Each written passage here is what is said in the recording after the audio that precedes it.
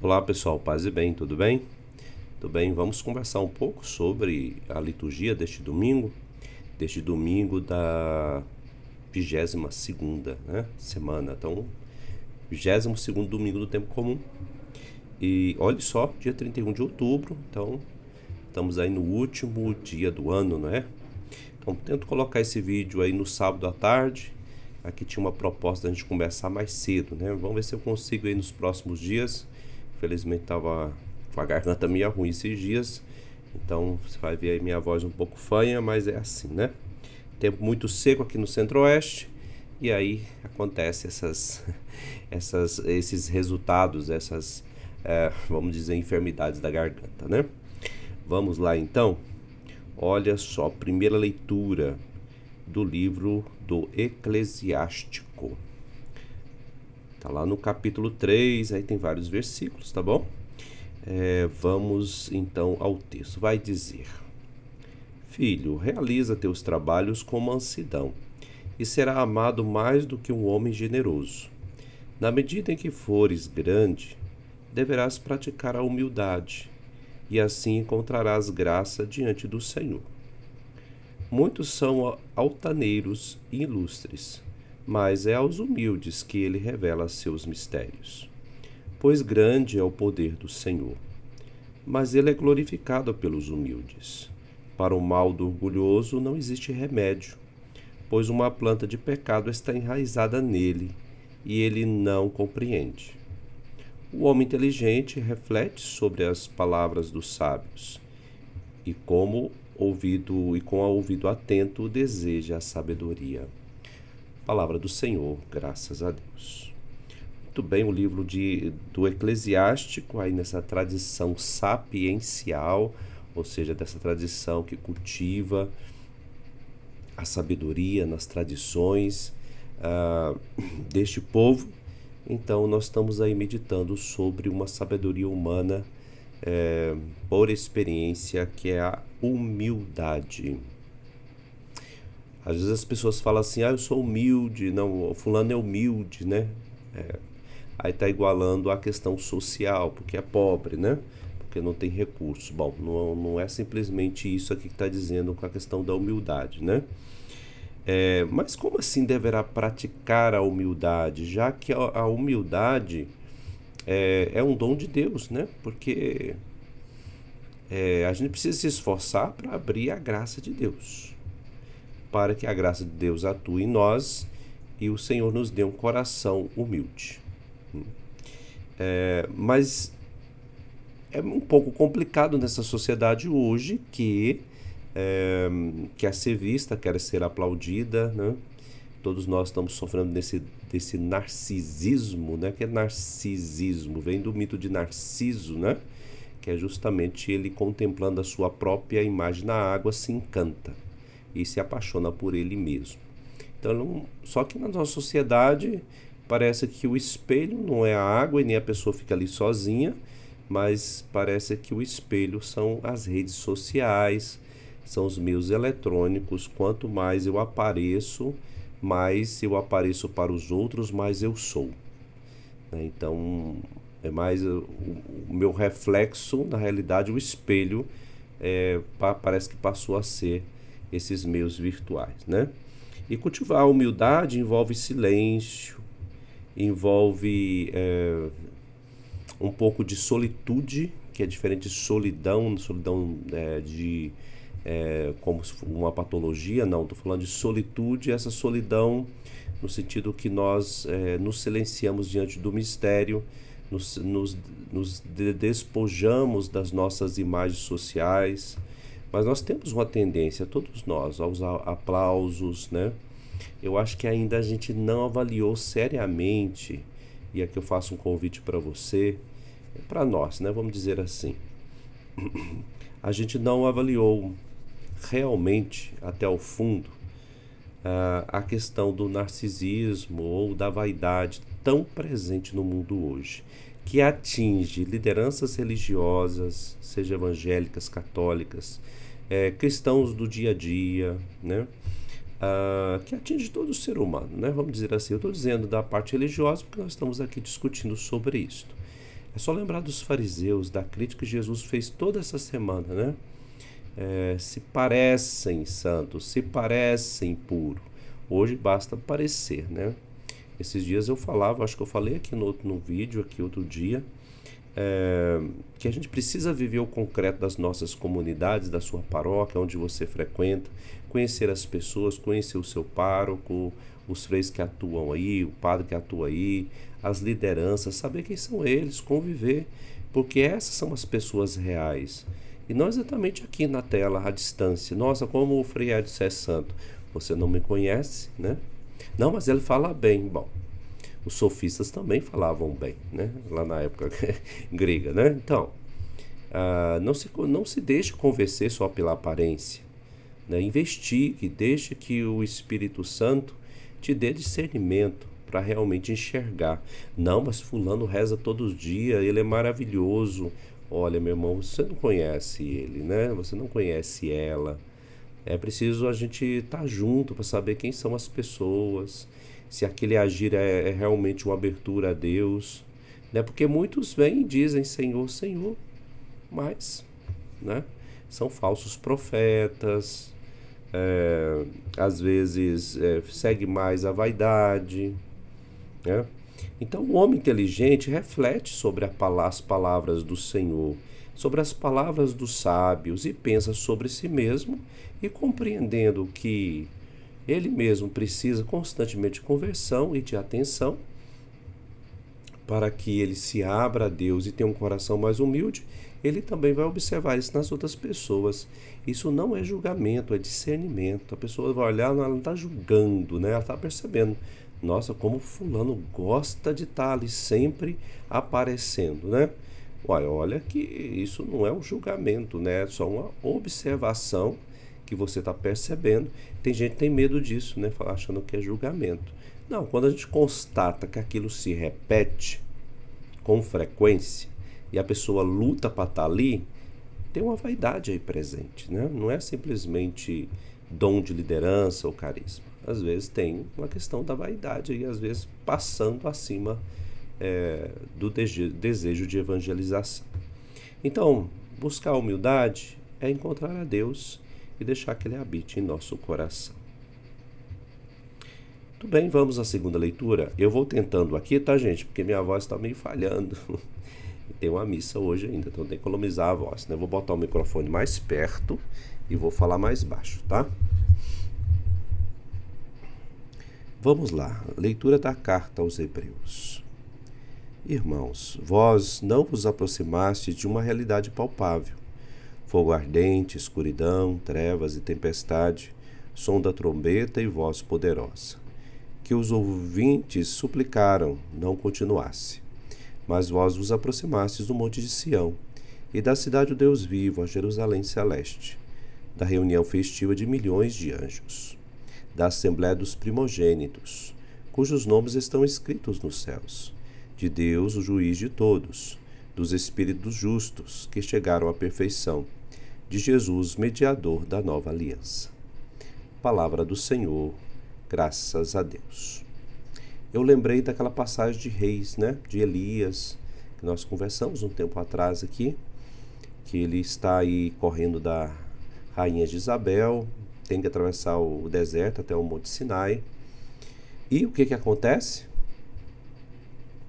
Que Deus lá na montanha aparece numa brisa leve, né? Passa diante dele numa brisa leve, não é no barulho, não é estardalhaço. Nossa sociedade, nossa cultura, ela está muito barulhenta, cheio de, como se fosse uma grande feira, até nos aspectos religiosos, viu? Às vezes nossas celebrações, nossos encontros se assemelham-se a um circo, né? Tem que ter barulho, tem que ter movimento, tem que ter novidade. Ou seja, a humildade, o silêncio, o agir de Deus no mistério, parece que não é mais benquista. Não é benquista, sabe? Então, para prender a atenção, chamar a atenção, é preciso muita trombeta, né? muita tempestade, muito terremoto, você tem que fazer sacudir, né? Ao modelo das micaretas, né? Do Vila Mix, tem que fazer barulho, tem que, né? Essas coisas calmas demais, né? Uma missa parada, credo em cruz, eu gosto de missa agitada, às vezes buscando mais show, né? E mais assim, tipo aos modos shows sertanejos modernos ou dos pops, né? E pois é, olha só que situação nós chegamos, né? E Deus, lembrei disso, né? Nós nos aproximamos deste monte Sião, da cidade do Deus vivo, da Jerusalém celeste. É Deus mesmo que se manifesta nos seus anjos. E isso é bom e perceber que acontece no movimento de Deus, no tempo de Deus, no modo de ser de Deus, e não no nosso tempo, principalmente hoje, que nós somos numa sociedade tão baderneira, barulhenta, né? Estridente, ninguém se cala, todo mundo no celular, ouvindo uma coisa ou outra, extremamente cansativo. Até o meio religioso, como eu já disse, né? Sempre tem que ter uma pregação, sempre tem que estar falando, sempre. Que coisa mais cansativa da face da terra, né? E o silêncio, e o meditar a palavra, e o meditar no silenciar, e a visita ao Santíssimo, o que fica, né? E o silêncio do quarto, ore, entra no seu quarto, fique quieto, né? Pois é. Mas o Senhor é o mediador nosso, né? É isso que nós devemos ter. Mas ele se revela na simplicidade.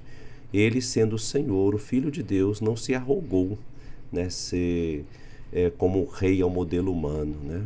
Em tudo caminhou com humildade, em tudo se entregou e mostrou que quem quer ser o maior, seja aquele que serve, né? Também a modelo da Virgem Maria, que guardava tudo no seu coração, ou seja, meditava, né, ali deixava vir de novo ao coração, pensava, refletia, né? E assim seguia na sua vocação de mãe de Deus, não se arrogando a ser rainha ao modelo, né? Ao modelo daquele tempo, mas uma rainha, a rainha da humildade. Muito bem, proclamação do Evangelho, Lucas 14, versículo 1, depois do 7 ao 14. Vamos lá? Aconteceu que num dia de sábado, Jesus foi comer na casa de um dos chefes dos fariseus. E eles o observavam. Imagina a cena aí, tá? Jesus notou como os convidados escolhiam os primeiros lugares. Então contou-lhes uma parábola. Quando tu fores convidado para uma festa de casamento, não ocupes o primeiro lugar. Pode ser que tenha sido convidado alguém mais importante do que tu. E o dono da casa que convidou os dois venha te dizer: dá o lugar a ele. Então tu ficarás envergonhado e irás ocupar o último lugar. Mas quando tu fores convidado, vai sentar-te no último lugar. Assim, quando chegar quem te convidou, te dirá: amigo, vem mais para cima. E isso vai ser uma honra para ti, diante de todos os convidados. Porque quem se eleva será humilhado, e quem se humilha será elevado. E disse também a quem o tinha convidado: quando tu deres um almoço ou um jantar, não convides teus amigos, teus irmãos, nem teus parentes, nem teus vizinhos ricos, pois estes poderiam também convidar-te, e isso já seria a tua recompensa. Pelo contrário, quando deres uma festa, convida os pobres, os aleijados, os coxos, os cegos. Então tu serás feliz, porque eles não te podem retribuir. Tu receberás a recompensa na ressurreição dos justos. Palavra da salvação, glória a vós, Senhor. Meus irmãos e irmãs, eu vou te dar um exemplo assim a vocês. Talvez você que mora mais nas cidades pequenas, interior, às vezes isso é mais visível, né? Quando você tem uma festa do município, você tem uma festa religiosa mais famosa, mais tradicional, ou alguma instituição do município faz uma festa e você sempre tem umas pessoas ali que, né, tem a sua função, claro, não estou desmerecendo, né? As pessoas têm suas funções, prefeitos, vereadores, né? poder judiciário está ali, poder religioso, os pastores, os padres. Tudo bem, isso faz parte, né? Tem que ter, porque você tem a construção do município. Mas eu estou lembrando disso porque você percebe também a aglomeração ali em volta do ser visto, do poder e do ser visto, né? É claro que precisa ter essas coisas, nós sabemos, mas isso tudo pode ser exercido na humildade, né? Tudo isso pode ser. Já viu aquela pessoa, aí também incluímos religiosos, padres, lideranças religiosas, leigos e leigas, que às vezes sempre quer ser tratado como autoridade. Mas não no sentido de respeito, né, que todos nós devemos nos tratar assim, mas no sentido de importância apenas social. Eu dei esse exemplo do interior, porque aí chega o político, o prefeito, chega o, né, o juiz. É claro que nós temos uma liturgia para isso, né, a gente trata bem, isso deve ser feito. Porém, a pessoa, às vezes, que está nesse cargo, ela acostuma com isso. Eu já presenciei muito isso, viu? A pessoa acostuma no cargo e ela quer sempre ser tratada daquele jeito. E aí quando deixa o cargo é um sofrimento ou ela esquece de tirar a persona que ela usou até então, né? E passa vexame, passa vergonha no sentido que as pessoas não tratam mais assim, a liturgia para ela não cabe mais nesse sentido. A liturgia é um modo de tratar as autoridades, estou dizendo aqui, não só o aspecto religioso, né? Então você imagina, né? Mas aqui no Evangelho tem uma coisa interessante, porque não fala simplesmente dessas relações sociais. Aqui eu falei sobre isso, sobre a gente perceber como que isso é comum nas nossas relações sociais, né? Mas o Evangelho fala principalmente deste ser convidado para uma festa de casamento. Nós podemos fazer uma leitura que essa festa de casamento é justamente essa que o Senhor quer propor a toda a humanidade. Que é o quê? Né? Justamente levar o homem e a mulher a Deus. Então, você quer seguir a Jesus Cristo? Não queira ser o maior, mas seja aquele que serve. Então, nesta festa de casamento, sabendo que você é salvo gratuitamente, né, por graça de Deus, não porque você ou eu, eu sou freio, você é a liderança, então você está na fila da salvação. Não é bem assim não, tá, gente? Né? É por graça de Deus que somos salvos, já agora começando e a salvação definitiva, né, na vida futura. Então, este casamento também remete, esse casamento entre desejado por Deus, entre a humanidade e ele, principalmente na pessoa de Jesus Cristo, né, verdadeiro Deus, verdadeiro homem, é um desejo de Deus, foi o desejo de Deus e se realizou esse desejo e agora ele se continua realizando por meio da sua igreja e pela ação do Espírito Santo nela, é desejado. E para adentrar nele, precisamos lembrar da nossa condição de pecadores. Ah, filho, eu sou pecador porque eu briguei com a minha mãe ontem, é por isso que eu sou pecador. Não, filho, deixa eu explicar um negócio para você e para vocês todos, para mim também, né, de novo. É a nossa condição, não é simplesmente porque eu cometi um ato, mas é a nossa condição. Nosso egoísmo é fortíssimo, a nossa falta de humildade é fortíssima, né? Queremos controlar todas as coisas às vezes, mas a graça de Deus é maior, né? Se nós confiamos. Então, neste novo relacionamento em Jesus Cristo, na aliança definitiva, nós devemos entender o nosso lugar nessa festa de casamento. E o nosso lugar não é no primeiro banco. Isso serve nesse sentido que eu estou dizendo, né, da nossa condição necessitada da graça de Deus, mas também serve para nossas práticas diárias, na nossa convivência humana, na nossa convivência social e principalmente no nosso fazer religioso, se nós trabalhamos, vivemos, colaboramos com a comunidade, né? Por isso que Francisco de Assis tem uma intuição muito boa, né? É que sempre faz uma rotatividade dos ministérios, das funções. Então, de 4 anos, 3 anos, tem reuniões, eleições, novas eleições. Nunca uma pessoa fica ali, né? Só numa função, ela roda, né? Ou seja, a pessoa às vezes tem uma função, um ministério, depois passa 10 anos sem ter, né? E Francisco percebeu que isso dava saúde espiritual para os frades, né? não dá a possibilidade de se apegar. Então, nós temos essa prática da humildade, no sentido que quem quiser ser maior está enganado. Quem acha que é dono da igreja está enganado, né? Quem acha que manda no seu grupo, uma coisa é liderança, né? Uma coisa é você favorecer, outra coisa é querer, pelo poder, por falta de humildade, né? Não deixar as pessoas nem respirar. Já imaginou? Né? Isso é falta de humildade. E também na nossa vida espiritual. Para a gente finalizar a nossa reflexão, eu acho que eu fiz um parênteses, não fechei direito, mas vocês estão me entendendo, né? Na vida espiritual é o seguinte: nós devemos tomar muito cuidado. Eu tenho visto isso, tá, gente? Eu vou alertar vocês. Qualquer coisa você bota embaixo. Vamos conversar um pouco sobre isso. Quem sabe eu trago outro vídeo sobre isso. Mas cresceu entre nós vemos grupos na internet, nas paróquias, achando que pode, simplesmente pelo esforço, né? Simplesmente pelo esforço, que o Papa Francisco fala sobre o novo pelagianismo, né? Ser santa. Então, se ela acha que está fazendo tudo bonitinho, eu fiz a novena, fiz a quaresma de São Miguel, não, tudo isso é bom, não estou falando que não é bom isso. O problema é que a pessoa passa a acreditar que em fazendo isto ela é merecedora da salvação, como se fosse um processo de troca, né? Isso é muito problemático.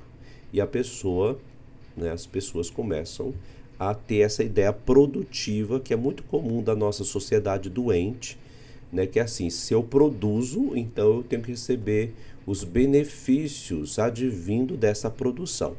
Se eu estou fazendo alguma coisa, eu mereço o retorno. Essa não é a mentalidade cristã, né? Eu vou repetir.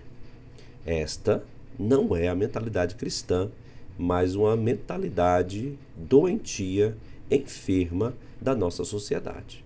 E isso está adentrando na nossa concepção espiritual, de vida espiritual, de caminho de oração, de caminho que nós entendemos de santidade. Isso está virando uma enfermidade, como se fosse uma pandemia, viu? Tome cuidado. Nós fazemos tudo isso, participamos das celebrações, fazemos as nossas orações. Alguns fazem novena, outros fazem agora a quaresma. Tudo bem isso fazer. Mas fazendo, se faz de forma humilde, porque nós necessitamos da graça de Deus. Não porque eu sou bom, né? Não que eu sou merecedor, não, né? Deus nos faz merecedores, mas não exatamente pela nossa quantidade de orações, de dedicações. Não, tem que ser livre, né? De forma gratuita. E a humildade está aí. Eu faço porque eu sinto a necessidade de retribuir esse amor de Deus que Ele tem por mim. Se Ele me ama tanto, então eu vou retribuir, né? Não é simplesmente eu vou retribuir porque Ele ama tanto, mas no sentido que isso o amor de Deus já nos faz, nesse sentido, buscar dar respostas, né, a Ele, também colaborar. Então, na nossa caminhada, humildade, tomar cuidado, gente, com esses modismos, né, que vêm ondas, né? Vamos cultivar a humildade de Jesus Cristo. Jesus Cristo rezava em segredo, rezava em silêncio, a Virgem Maria também, né? Então, olha só, né? A sua prática cotidiana era estar com os mais necessitados, os mais simples, e não simplesmente os mais próximos de mais importância, e por aí, tá? Muito bem, vamos caminhar, podia falar mais, mas a minha garganta aqui tá terrível, né? Deus te abençoe, deixa aí seus comentários, vamos partilhar mais, também aí divulgue o vídeo para fazer mais conhecida a espiritualidade cristã, a mística cristã e a palavra de Deus. Deus te abençoe, fique com Deus.